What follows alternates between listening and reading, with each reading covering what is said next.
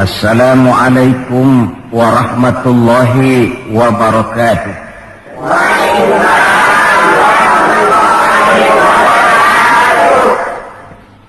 Bismillahirrahmanirrahim. Alhamdulillahi rabbil alamin. Wassalatu wassalamu ala asyrafil anbiya'i wal mursalin Sayyidina Muhammadin wa ala alihi wa ashabihil mujahidin at-tahirin, amma ba'du. Bapak-bapak, ibu-ibu, saudara-saudara, ma'asyiral muslimin rahimakumullah.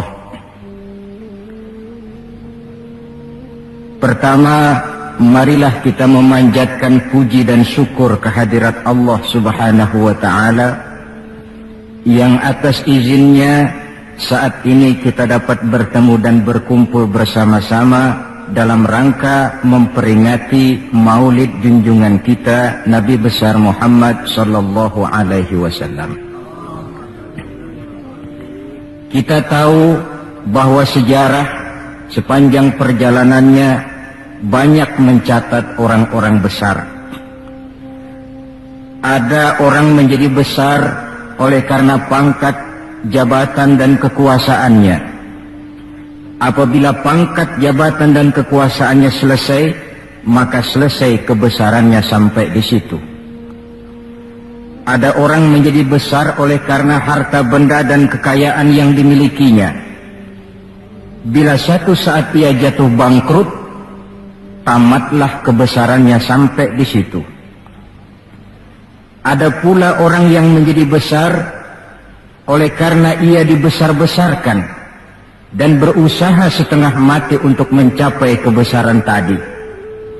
Bila satu saat terjadi pergeseran nilai, masyarakat mencemoohkannya, maka kebesaran itu pun selesai sampai di situ. Adapun Rasul yang kita peringati maulidnya saat ini, beliau besar bukan lantaran pangkat, jabatan dan kekuasaan. Beliau besar tidak karena harta benda dan kekayaan. Pun beliau menjadi besar tidak karena dibesar-besarkan oleh umatnya. Beliau besar karena dibesarkan oleh Allah Subhanahu wa ta'ala. Satu kali orang sudah dibesarkan oleh Allah, bagaimanapun usaha orang lain untuk mengecilkannya, orang itu akan tetap menjadi besar. Tetapi satu kali orang dikecilkan oleh Allah, satu negara orang mau mengangkat dia, kalau memang dasarnya potongan nyungsep, itu tidak akan naik ke atas juga. Jelas Pak? Jelas? Apaan? Pokoknya jelas. Tidak ada seorang penulis pun, baik dia dalam Islam maupun dari luar Islam, jikalau mau bicara dengan jujur yang tidak mengagumi kebesaran pribadi dan martabat Rasulullah sallallahu alaihi wasallam. Dalam satu kalimat yang indah, Imam Busairi di dalam qasidah burdahnya menjelaskan kepribadian beliau dengan untayan kata, kal badri fi syarafin wa zahri fi tarafin wal bahri fi karamin wa dahri fi himamin. Rasulullah itu, kata beliau, tinggi martabat bagai rembulan, tabah dan ulet laksana masa, dermawan bak samudra luas biru membentang, tabah dan ulet laksana masa. Itu sebabnya beliau oleh Allah dijadikan figur, dijadikan model dan pola sebagai contoh bagi kehidupan umat Islam. Sehingga di dalam Al-Quran Allah menyatakan, laqad kana lakum fi rasulillahi uswatun hasanah. Sungguh telah ada bagi kamu pada diri Rasulullah itu contoh teladan yang sangat baik. Timbul pertanyaan, mengapa Rasul menjadi contoh buat kita? Pertama, beliau menjadi contoh buat kita karena beliau manusia, hidup dan berjuang secara manusiawi. Kalau manusia disuruh mencontoh manusia, tentu wajar. Yang tidak wajar kalau manusia disuruh mencontoh jin atau malaikat. Maka dalam ayat Quran Allah menyatakan, laqad ja'akum rasulun min anfusikum. Sungguh telah datang kepadamu seorang rasul, yang rasul itu berasal dari jenis kamu manusia. Saudara-saudara, kalau rasul yang diutus Allah itu jin atau malaikat, kemudian berhasil di dalam tugasnya, barangkali kita tidak perlu kagum. Datang rasul ke dunia ini, rasulnya jin. Saya yakin satu dunia mungkin orang beriman semua, tetapi bukan karena ikhlas dan yakin, mungkin karena ngeri sama rasulnya. Bayangkan kalau rasul jin dia turun ke alam ini dengan segala macam tingkah polanya, mungkin orang sedunia akan menjadi beriman.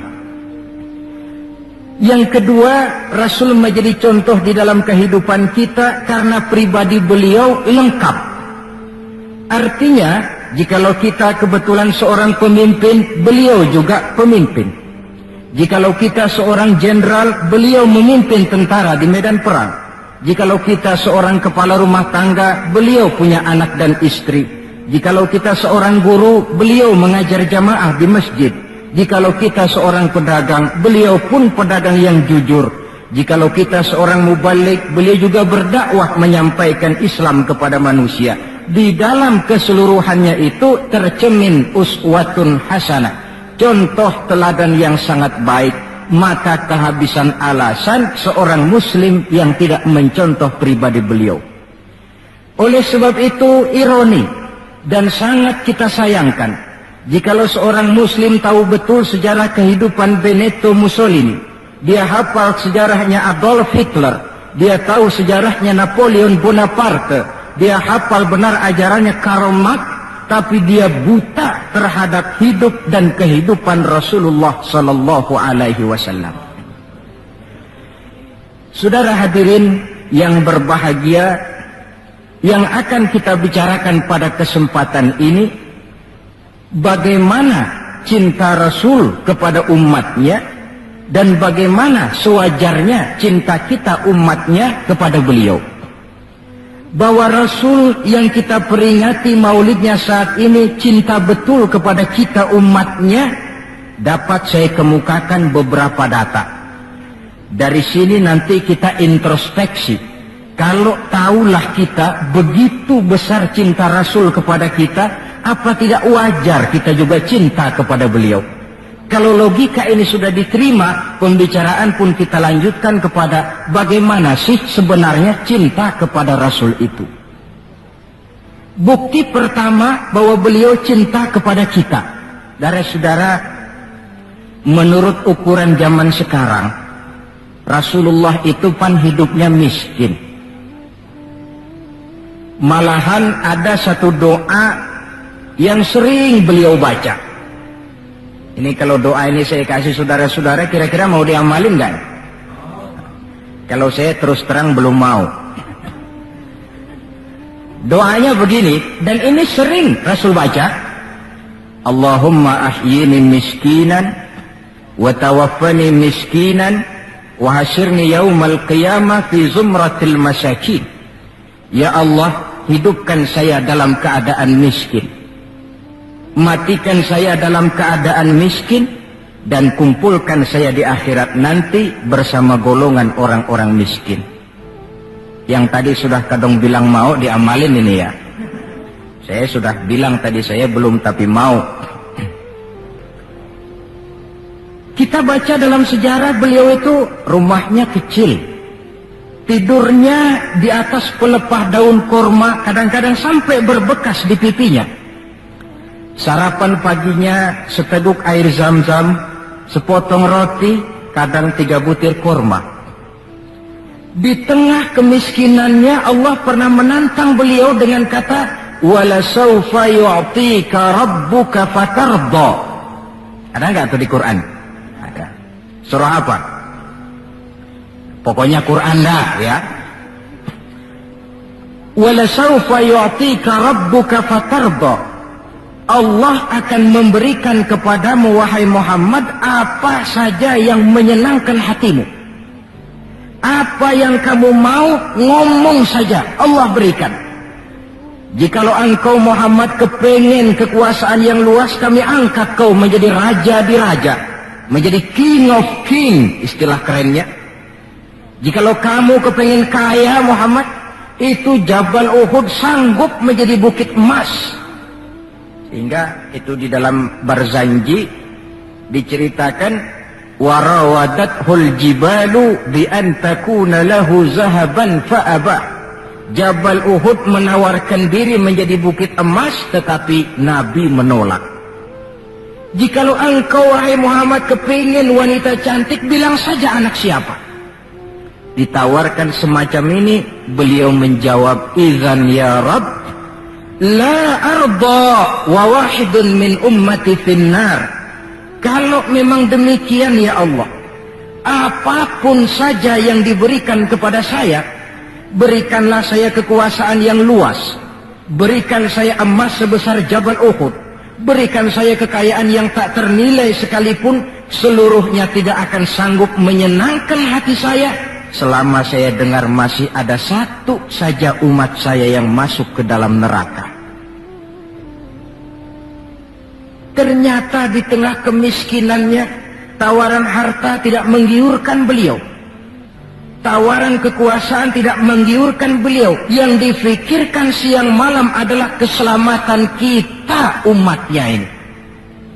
Cuma kadang-kadang kita umatnya yang dipikirin ini seperti pepatah, ada itu pepatah Prancis, balung-balung langka dagingnya, ditulung-tulung langka elinge.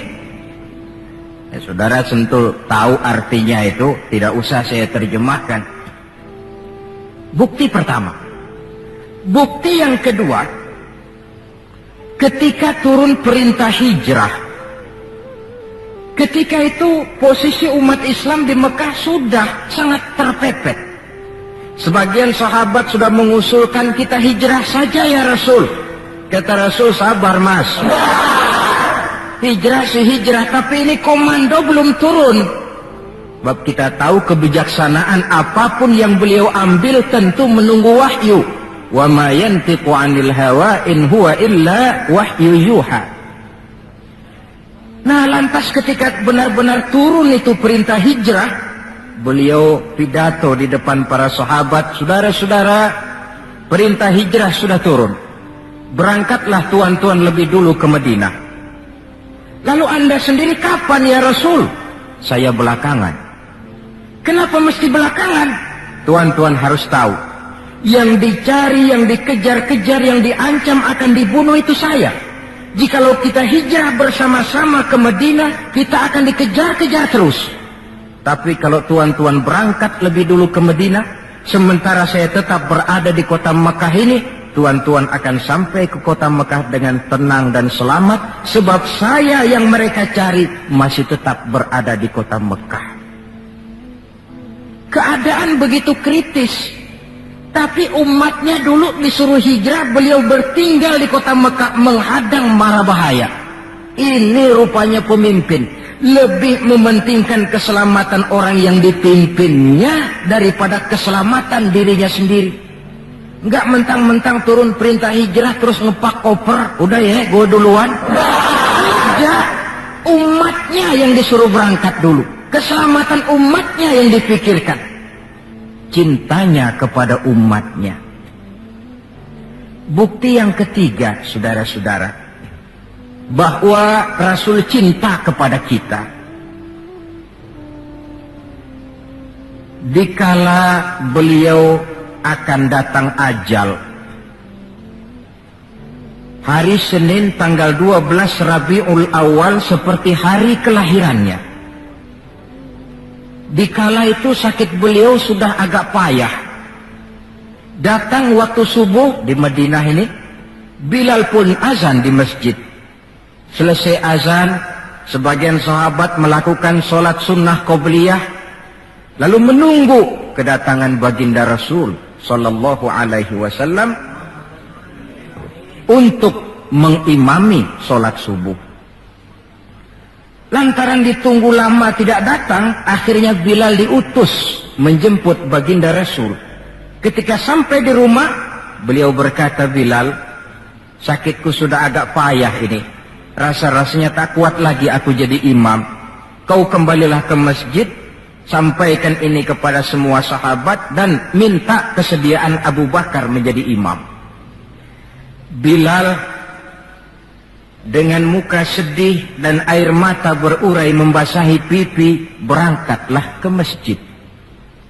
Saudara-saudara, baginda Rasul sudah tidak kuat lagi mengimami sholat. Beliau perintah Abu Bakar untuk menjadi imam. Kata Abu Bakar, saya tidak mau jadi imam kalau baginda Rasul masih hidup. Ini termasuk akhlak, etika para sahabat. Akhirnya satu masjid nangis semua. Sholat subuh belum nangis. Sampai tangisan itu kedengaran ke rumah Nabi. Beliau berkata kepada putrinya Fatimah, coba kau lihat kenapa orang di masjid nangis. Setelah Fatimah kembali lapor, Abah, mereka sedih karena sadar bahwa saat berpisah sudah hampir datang. Kalau begitu, suruhlah Bilal kemari. Datang Bilal, dipapah Rasul berangkat juga ke masjid mengimami sholat. Sholatnya ringkas karena beliau sakit. Dan memang beliau juga mengajarkan, idza amma ahadukumun nas falyukhaffif. Kalau kamu jadi imam, ringankan sholatmu. Kalau jadi imam jangan panjang-panjang.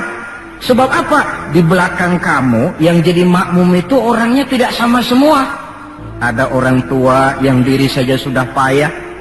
Ada orang yang punya penyakit darah tinggi, kalau sujud kelamaan kepalanya ngebet. Ada yang habis sholat janji mau terima duit, kakinya sudah gatal kepengin pulang. Kalau jadi imam jangan lama-lama, kata Rasul. Tetapi kalau kamu sholat sendirian, falyutawil masya'a, persilahkan sepanjang yang menurut kamu mau.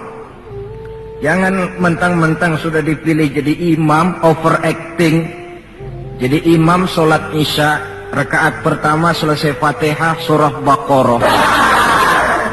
Rakaat kedua selesai Fatihah surah Yasin. Namanya makmum, tidak punya alternatif, tidak punya pilihan. Ikut sih ikut, tapi kan hatinya kan ngedumel. Paling sekali ini doang dah gua sembahyang di sini. Besok nggak bakalan gue balik lagi. Kenapa? Imam nggak tahu diri. Jadi bahasa lain, kalau dalam bahasa sosial ini, imam harus ngerti aspirasi makmum. Pemimpin mesti tahu kehendak orang yang dipimpinnya. Kalau tidak, yang akan timbul pasti partisipasi semu. Yang saya khawatir, kalau makmum dipaksa mengikuti maunya imam, yang akan makin subur ialah timbulnya mental-mental munafik.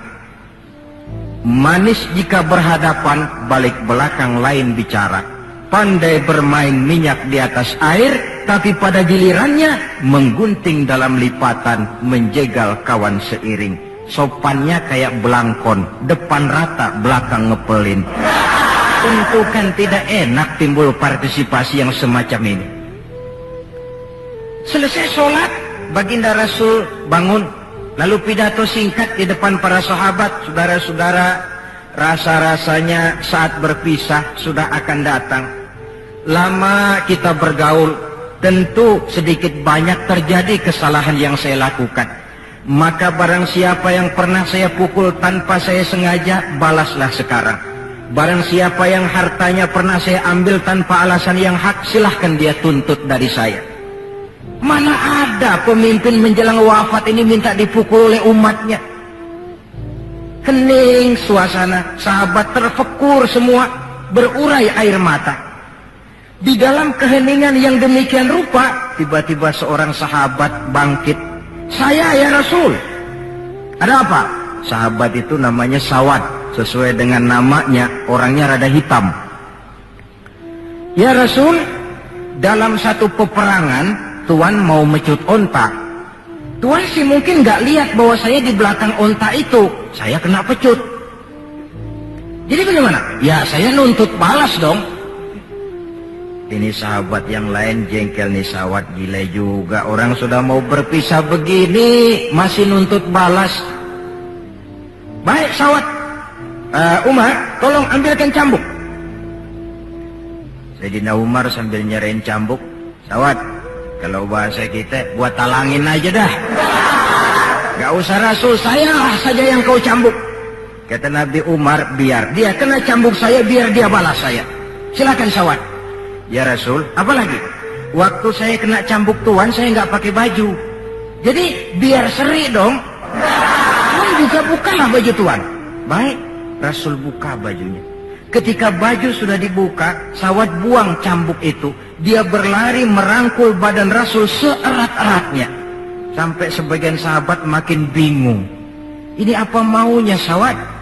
Ya Rasulullah, saya tahu sebentar lagi kita akan berpisah. Saya tidak tahu apa di akhirat nanti kita bisa kumpul. Kalau saya untung masuk surga, mungkin kelas saya di surga lain dengan kelas tuan. Itu kalau saya ke surga. Kalau saya nggak ke surga, sudah terang kita nggak akan ketemu. Maka sebelum saya berpisah dengan tuan, saya kepengen kulit badan saya yang hina ini bersentuhan dengan kulit badan tuan yang mulia. Kalau saya nggak akal-akalin begitu, tuan nggak bakalan buka baju katanya. Oh, rupanya itu yang dimaui sawat.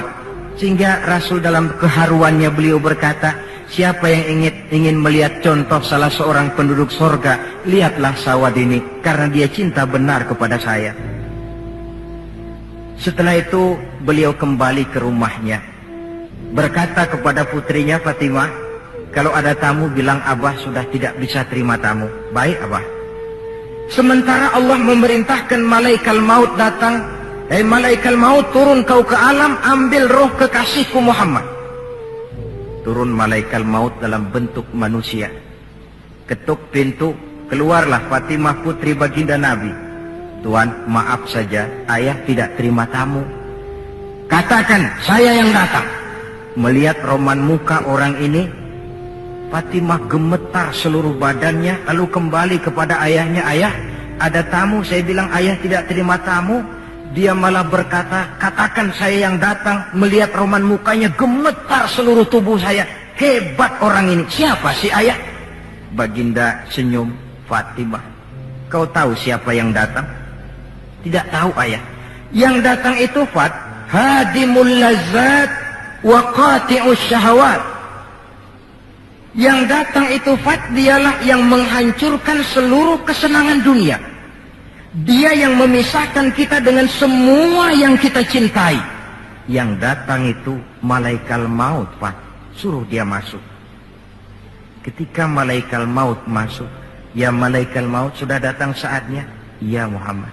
Aina Jibril? Malaikat Jibril di mana? Sebentar lagi dia datang.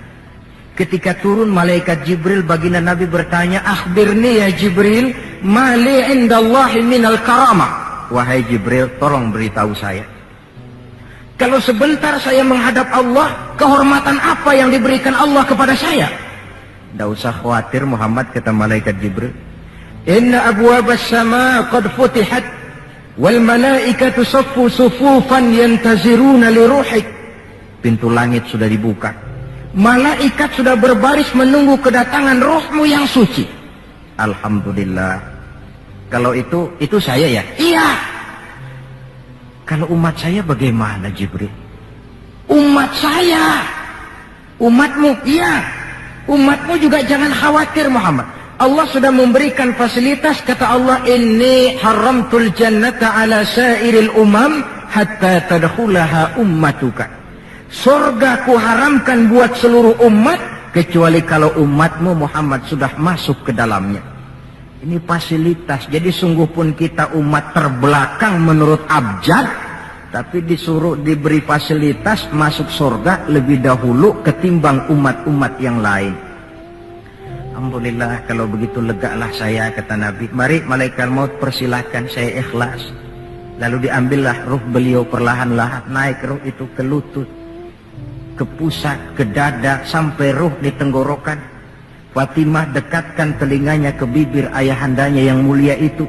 Suara terakhir yang sempat direkam oleh Sayyidatuna Fatimah, bisikan terakhir menjelang wafat, 3 kalimat. As-salah, as-salah, an-nisa, ittaqun nisa, ummati, ummati. Dengan kalimat itu beliau kembali menghadap Allah. Solat, jaga solat. Wanita, lindungi kaum wanita. Umatku, umatku. Itu kalimat terakhir yang beliau ucapkan. Kita umatnya yang disebut. Manalah di dunia ini pemimpin yang sempat nyebut umatnya dikala mau ajal. Napoleon Bonaparte, singa daratan Eropa, luas kekuasaannya. Dikala mau wafat dia tidak sempat nyebut bangsanya, bangsa Prancis. Yang sering dia sebut Margaret Josephine, Margaret Josephine, gacoannya. Adolf Hitler, gagah perkasa. Dikala hari-hari akhir kejayaannya, dia tidak nyebut Jerman. Dia tidak nyebut suku bangsa Arya yang dia agul-agulkan. Yang banyak dia sebut Eva Braun, Eva Braun. Sebagaimana Julius Caesar pun menyebut Cleopatra. Adapun baginda Rasul di akhir hayatnya tidak beliau nyebut bangsa Arab.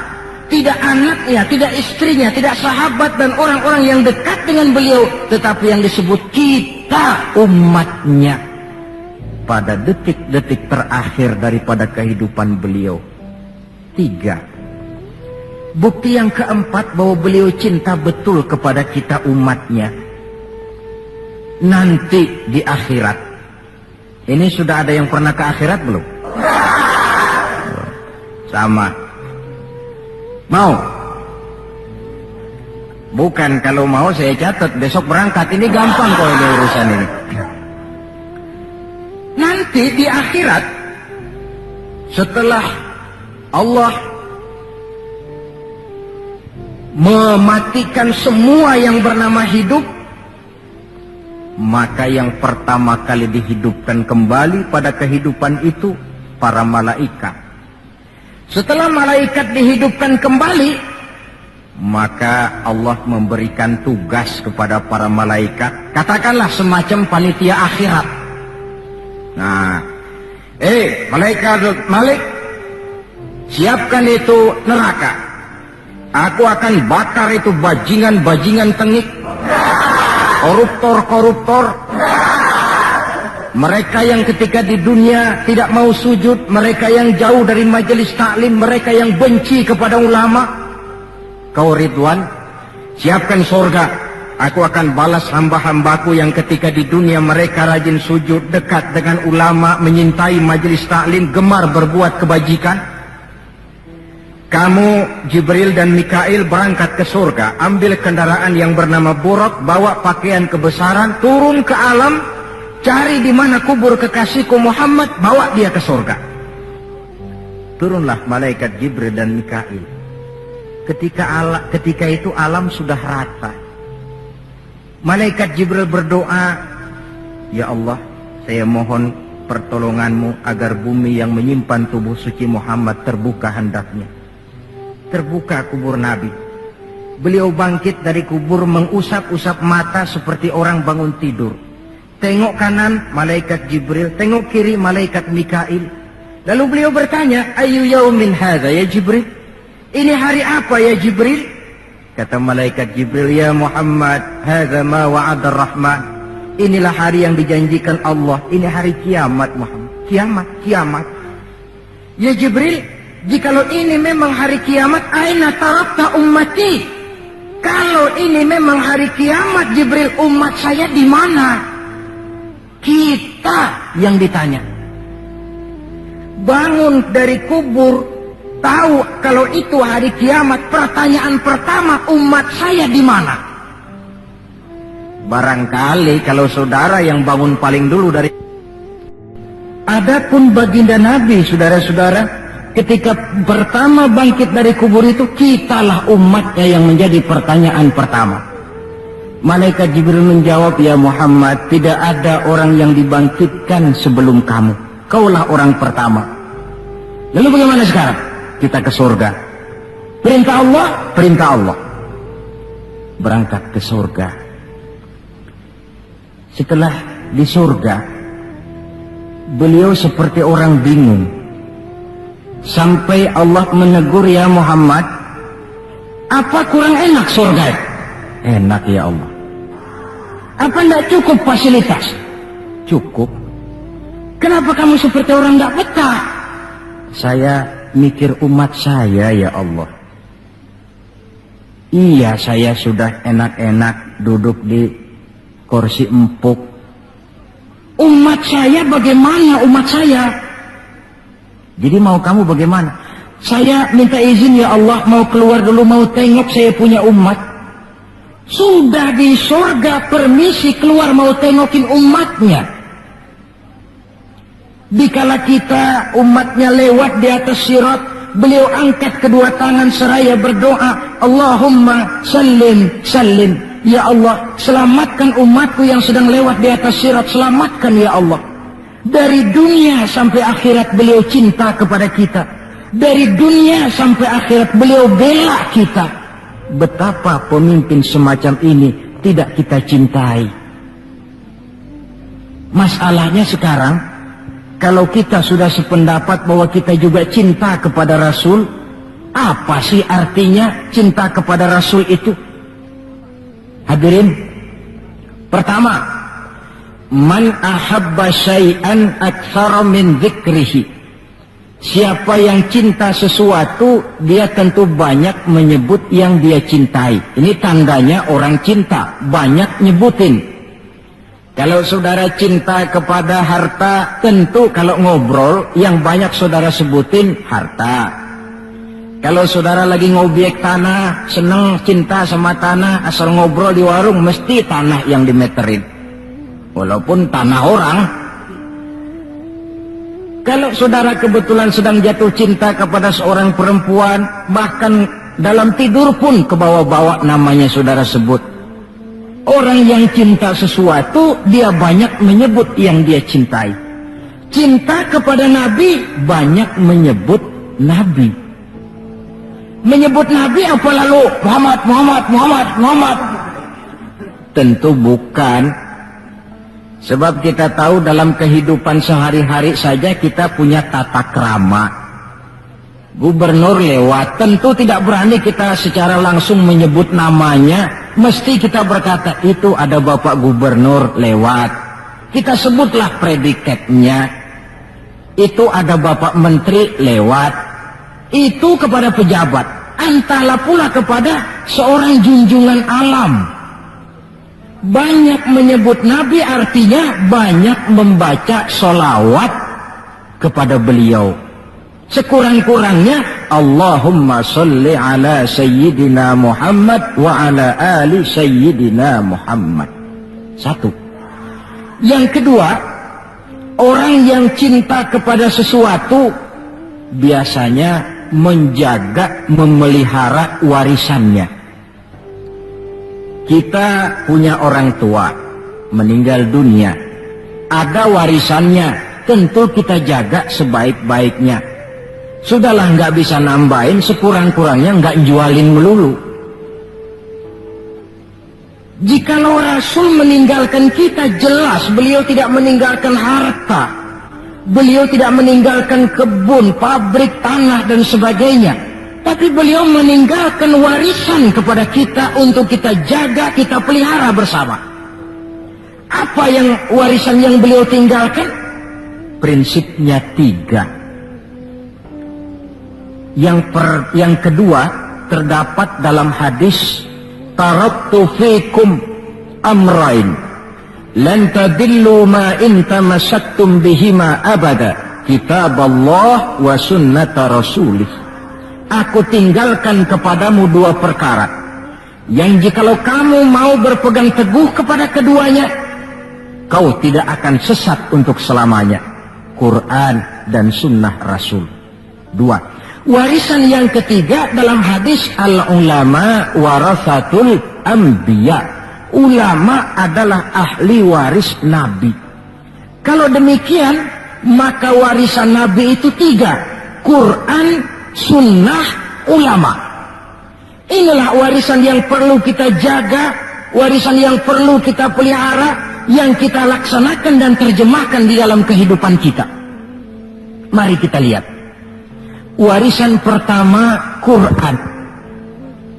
Kitab suci bagi kita umat Islam. Bagaimana cara kita memelihara warisan yang namanya Quran ini?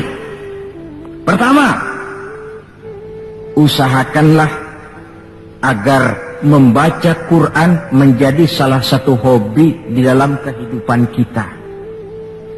Kata Nabi, innal ladzi laisa fi jawfihi syai'un minal Qur'an kal bait. Orang yang dari tenggorokannya tidak pernah keluar ayat Quran barang sepotong pun, belum pernah ngaji barang seayat pun, itu orang, kata Nabi, kayak rumah kosong. Rumah biar bagus, potongan Spanyol, gede, mahal, kalau kosong kan angker. Kuntilanak, tuyul, memedi, betah di situ.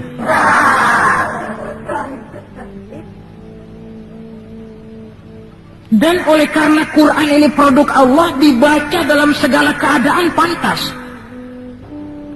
Di gubuk reot di pinggir kali ada orang baca Quran, pantas. Di rumah mewah ada yang baca Quran, cocok. Kemudian orang sedih baca Quran, terhibur. Orang gembira baca Quran, tidak menjadi lupa diri. Di istana ada yang baca Quran, pantas. Di depan kubur ada yang baca Quran, pantas. Orang kawin dibacakan Quran, bagus. Orang mati dibacakan Quran juga cocok. Lantaran dia produk Allah. Setelah membacanya, lalu meningkatkan kepada tahapan yang kedua, mencoba memahami isinya lewat segala kesempatan yang memang mungkin, entahlah dengan jalan mengaji, tukar pikiran, diskusi, banyak membaca, tetapi tentu dengan catatan bahwa kita memahami Al-Quran ini tidak bisa mengandalkan kemampuan intelektual semata-mata, seperti yang banyak gejalanya terjadi di zaman sekarang ini, di mana orang mencoba menggali hakikat Quran dengan mengandalkan kemampuan intelektualnya. Kadang-kadang bahasa Arab saja nggak ngerti, dia gali Quran cuma sekedar lewat terjemahannya. Yang saya khawatir akan timbul kecenderungan di mana orang mikir dulu baru nyari ayat. Akhirnya ayat Quran dicocok-cocokin sama pikirannya. Bukan ada ayat dipikirin, tapi malah mikir dulu baru mencari ayat. Saudara hadirin, munculnya pesantren-pesantren kilat dalam upaya memahami Islam. Secara pribadi saya bersyukur, merasa gembira, tetapi yang saya sayangkan jikalau dengan pesantren kilat itu lalu merasa bahwa diri sudah cukup. Setelah nyantren 1 minggu pesantren kilat, keluar pesantren sudah kayak pendekar, ulama anu salah, kiai anu nggak bener, ustadz anu salah, semua ulama-ulama salah.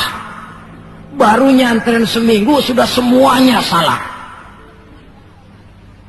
Lebih celaka lagi kalau nanti upaya memahami Islamnya, ini dalam bahasa sosialnya disebut frame of reference, seperti orang buta kenal gajah, yang mati-matian mempertahankan teori bahwa gajah itu tipis dan lebar seperti kipas, cuma karena kebetulan yang dia pegang baru sekedar telinga gajah.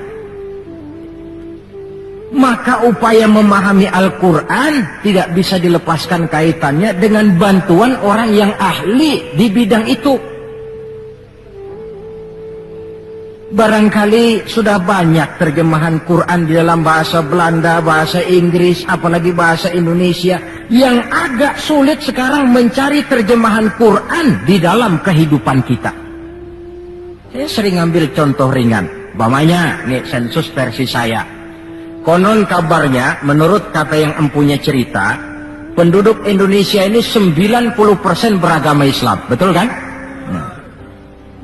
Kalau saya numpang tanya, dari jumlah 90% ini, berapa persen yang bisa baca Quran? Kira-kira ada nggak separuhnya? Rasanya nggak ada. 30%. 20% ada ya? 20% adalah, kurang-kurang dikit sama kawan jadi dah 20%. Dari jumlah 20% yang bisa baca Quran, numpang tanya lagi, berapa persen yang bisa baca dan tahu artinya? Ada 5%? Saya kira adalah 5% berikut santri-santri yang di pondok pesantren itu. Dari jumlah 5% yang bisa baca Quran dan tahu artinya, berapa persen yang bisa baca, tahu artinya, lalu mengamalkan ajaran Quran? Ini yang masih bisa dihitung dengan jari. Sehingga tidak heran bahwa umat ini mayoritas, tapi lebih sering jadi penonton daripada jadi pemain. Lebih sering jadi objek daripada menjadi subjek. Dalam bahasa Arabnya lebih sering menjadi maf'ul daripada menjadi fa'il. Sebab kuantitas yang tidak diiringi oleh kualitas, ini yang bahasa Nabi, husa'un ka husa'is sail, seperti busa di lautan. Banyak tapi centang perenang, banyak tapi tidak punya daya dan kekuatan, dihempaskan ke tepian pantai tanpa punya makna dan arti. Kadang kita baca Quran, tapi sementara di pihak lain kita juga yang menginjak-injak isinya. Kita baca ayat wa ahallallahu al-bai'a wa harrama riba, Allah halalkan jual beli, Allah haramkan riba, tapi renten ditelan terus. Kita baca ayat wa tasimu bihablillahi jami'an wa la tafarraqu, berpegang teguhlah kepada tali Allah, jangan kamu bercerai-berai, tetapi sesama muslim main pelotot-pelototan jalan terus. Yang kita baca kadang-kadang kita juga yang menginjak-injaknya. Ini warisan pertama, Al-Quran. Warisan yang kedua, sunnah Rasulullah Sallallahu Alaihi Wasallam, yang diantara fungsinya menjelaskan apa yang oleh Al-Quran tidak dijelaskan dalam bentuk detail. Quran misalnya cuma mengatakan aqimis sholat, dirikan sholat. Bagaimana cara sholat? Tidak ada dalam Quran. Bahwa sholat mesti takbiratul ihram, mesti tahiyat, mesti ruku duduk di antara dua sujud, tidak ada dalam Quran. Yang menjelaskan itu semua sunnah. Quran cuma menjelaskan wa atimul hajja wal umrata lillah, laksanakan haji dan umrah karena Allah. Bagaimana manasik haji, bagaimana jumrah, bagaimana tawaf, bagaimana sa'i, tidak ada dalam Quran. Sunnah jelaskan semua itu. Nah, untuk memahami Quran dan sunnah, jalan apa yang kita tempuh? Jalan melalui warisan yang ketiga, yaitu para ulama. Diakui atau tidak, kita hutang jasa kepada para ulama yang dengan tekun dari musola ke musola, dari pesantren ke pesantren, dari pengajian ke pengajian, membimbing, menjaga dan memelihara umat ini. Mereka tidak digaji, mereka pun tidak mendapat beras, hidup pun kadang-kadang miskin, tapi lantaran panggilan moral menjaga, memelihara, membentengi akidah umat ini. Bersyukur kita bangsa Indonesia punya ulama dan punya umara. Kedua-duanya penting, kedua-duanya berjasa, kedua-duanya membangun. Tidak ada yang satu lebih penting dari yang lain. Cuma bidang pembangunannya saja yang lain-lain. Orang kadang-kadang usil, Pan. Apaan ulama katanya, kerjanya ngomong doang. Sekarang kan zaman pembangunan, perlu karya nyata. Mana ada kiai bangun jembatan? Ngomong aja. Ini saya pikir orang bicara begini ini nggak ngerti masalah. Bukankah asas manajemen yang modern saja mengajarkan the right man on the right job, the right man on the right place, bahwa orang harus ditempatkan sesuai dengan proporsinya. Nah, kalau kiai disuruh bangun jembatan, apa Pak Lurahnya mau ngajar tafsir? Setiap kita membangun, cuma bidang pembangunan kita yang berbeda-beda. Dan kenyataan makin menunjukkan kepada kita, saudara-saudara, sekarang ini yang namanya ulama, maaf-maaflah, sudah merupakan jenis makhluk langka. Malahan barangkali sudah termasuk jenis makhluk yang harus dilindungi dari kepunahan ini. Dan mencetak sarjana lebih gampang ketimbang mencetak kiai. Saudara mau jadi sarjana, taruh sekolah 22 tahun dah, udah campur nggak naik itu. Ya cobalah kalau TK 1 tahun, TK 1 tahun, SD 6 tahun, PAN 7 tahun, SMP 3 tahun, 10 tahun, SMA 3 tahun, 13 tahun, kuliahlah 5 tahun, 18 tahun, cadangan nggak naik lah 4 tahun. Masa dicadangin nggak 4 tahun nggak selesai, sarjana tinggal pilih. Tapi saudara ngaji dari kecil sampai 20-30 tahun belum tentu loh jadi kiai. Dan nggak bisa minta. Mas gua kan ngaji melulu panggil gua kiai, kenapa sih? Loh kiai minta begini kan nggak bisa. Kalau ilmunya diakui, akhlaknya jadi contoh, perjuangannya diteladani, umat bersimpati, lalu masyarakat beramai-ramai secara praktis menyebutnya kiai. SK-nya itu di tangan umat. Oleh karena SK-nya di tangan umat, dia tidak kenal pensiun dan jam kerjanya pun 24 jam. Kapan umat perlukan, dia mesti berangkat. Yang saya khawatir, kelangkaan ulama ini menyebabkan terjadinya pergeseran nilai, dan ini pernah dianalisa oleh baginda Rasul sallallahu alaihi wasallam. Apa kata beliau? Inna min asyrati sa'ah, sesungguhnya di antara tanda-tanda kiamat. Nggak usah mikirin kiamat beneran dah, saya juga nggak pengen ngalamin. Kiamat mini, kiamat kecil-kecilan. Apa itu?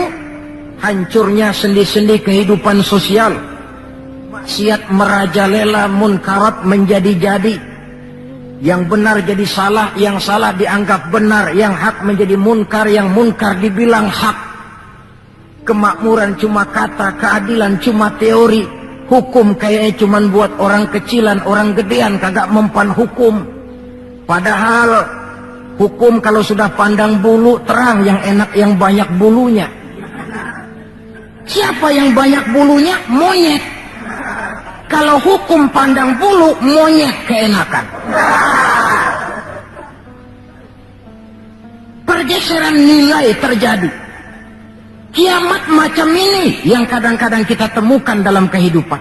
Penyebabnya apa? Kata Nabi yang pertama, ayurfa'al ilmu. Ilmu diangkat oleh Allah.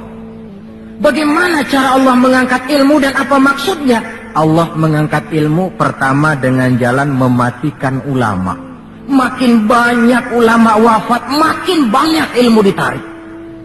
Yang kedua, kurangnya minat orang belajar agama. Majelis taklim yang non formal atau yang formal seperti madrasah dan pesantren. Pikiran orang sudah pikiran perut. Sekolah sama dengan ijazah, ijazah sama dengan lapangan kerja. Dalam kondisi macam itu, madrasah mendapat perhatian sebelah mata. Maksudnya apa ilmu ditarik ini? Agama dikucilkan. Kalau 1-2 kali disebut-sebut agama, itu cuma alat pelengkap saja. Agama cuma pidato, agama cuma seminar, agama cuma kongres, agama cuma muktamar. Tapi bahwa agama jauh dari kehidupan sehari-hari, itu merupakan realita. Agama sudah tak ubahnya dengan daun pisang yang dikait di tepian jalan lantaran diri tak berpayung di ketika hari hujan.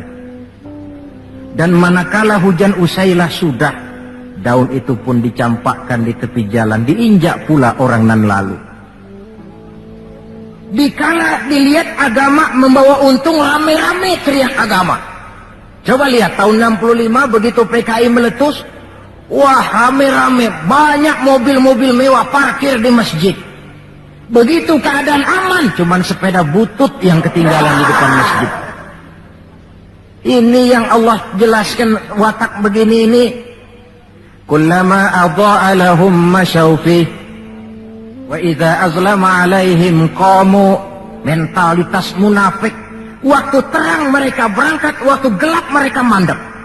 Ketika di Islam dilihat ada untungnya, rame-rame teriak Islam. Asal ada untungnya, Pak, saya Islam Pak, KTP saya aja Islam. Waktu ada untungnya. Tapi ketika diminta berjuang, dituntut berkorban, yang lain dulu dah, yang lain dulu. Nah, kalau ilmu sudah ditarik, timbul ekses berikutnya. Apa kata Nabi? Wa yuzharul jahlu, nampak kebodohan di mana-mana. Lantaran ulama tidak ada yang menjelaskan halal haram, hak batil, ma'ruf munkar, tidak ada. Orang hidup menurut seleranya, timbul permissive society. Terjadi pergeseran nilai. Akibatnya kata Nabi, wa yabshu zina wa yushrabal khamr. Maka zina pun dikerjakan terang-terangan. Arak jadi minuman kebanggaan. Sebagian anak muda belum bangga kalau belum bisa mabok. Yang nggak mabok dianggap kolot, kampungan loh. Bikin malu baru kena segelas sejodoh miring. Cengeng, teman kita no hebat sampai nyungsep di comberan. Yang nyungsep hebat. Terjadi pergeseran nilai. Lantaran apa? Ilmu ditarik, ulama banyak wafat, minat orang belajar agama berkurang. Maka sekali lagi bersyukurlah kita bangsa Indonesia punya ulama dan punya umarok. 3 warisan Nabi yang perlu kita pelihara jikalau kita cinta kepada beliau: Quran, Sunnah, dan ulama. Kemudian yang terakhir, orang yang cinta sesuatu tentu dia mengikuti, mencontoh yang dia cintai.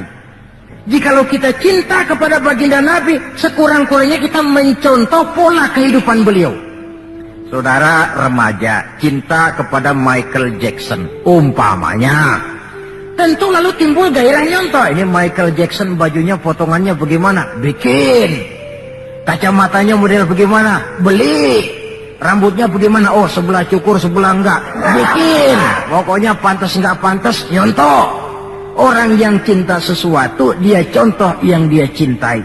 Jikalau kita cinta kepada baginda Nabi, pola kehidupan beliau pun kita perlu mencontohnya. Apa yang terpenting dalam kehidupan ini untuk kita jadikan contoh? 2 hal saja. Pertama akhlak, dan yang kedua ibadah. Kita tahu akhlak beliau bukan cuma manusia, Allah yang puji. Wa innaka la'ala khuluqin azim. Engkau wahai Muhammad benar-benar berada di atas budi pekerti yang sangat luhur. Kalau Allah saja sudah memuji, apalah artinya pujian kita manusia ini? Allah saja memuji beliau, apalah artinya pujian kita ini? Tidak cuma teman, lawan pun mengagumi ketinggian akhlaknya. Kalau orang berakhlak kepada teman barangkali masih wajar, tapi berakhlak kepada musuh, ini yang tidak semua orang bisa. Pernah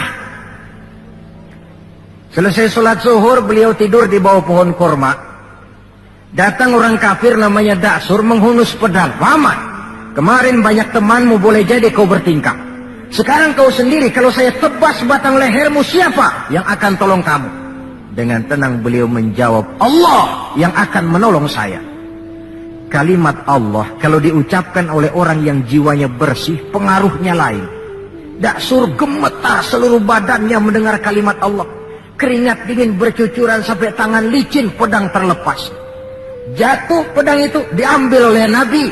Kalau sekarang aku yang tebas batang lehermu Da'sur, siapa yang akan tolong kamu? Dalam gemetar dia bilang, enggak ada ya Rasul, kecuali kalau Anda mau memaafkan saya, maafin ya. Nabi menyerahkan pedang, bawa pulanglah kembali ke rumahmu. Jangan ulangi lagi perbuatan macam ini. Begitu mudah beliau memaafkan orang yang nyata-nyata mau menghabiskan nyawanya. Kita kadang persoalan yang sedikit saja marah suka berlaku perpanjangan waktu. Nggak cukup perpanjangan waktu, bisa ditambah perpanjangan generasi. Gara-gara jengkel sama bapaknya, anaknya kagak boleh main. Lu jangan main ke rumah temen lu, si Pulan. Kenapa? Gue lagi kesel sama bapaknya. Kesel sama bapaknya, anak gak boleh main. Ini kan sudah ditambah oleh perpanjangan generasi namanya. Banyak contoh yang diceritakan dalam sejarah mengenai ketinggian akhlak beliau, tidak cuma kepada teman tetapi kepada musuh-musuhnya sekalipun beliau mempunyai akhlak yang sangat luhur. Dan akhlak inilah penilaian orang di dalam kehidupan kita. Seorang rendah yang akhlaknya tinggi jauh lebih baik daripada seorang besar dan tinggi, dalam arti entah jabatan, harta, kekuasaannya, tetapi berakhlak dan bermoral rendah. Dan jangan lupa, kehancuran suatu bangsa selalu dimulai dengan kehancuran moral daripada bangsa itu sendiri. Kita cukup prihatin yang hidup di abad 20 ini, insya Allah lah kita nggak akan mengalami banjir sebesar banjirnya Nabi Nuh. Tapi banjir abad ini polanya lain. Banjir maksiat dan munkarat, banjirnya peradaban dan kebudayaan yang menghancurkan moral anak-anak kita, banjirnya paham-paham yang menghancurkan, sekurang-kurangnya mendangkalkan kita punya akidah. Terhadap banjir-banjir semacam ini kita perlu punya kapal supaya selamat diri, selamat keluarga, selamat generasi yang akan datang dari segala macam banjir yang tidak kita inginkan.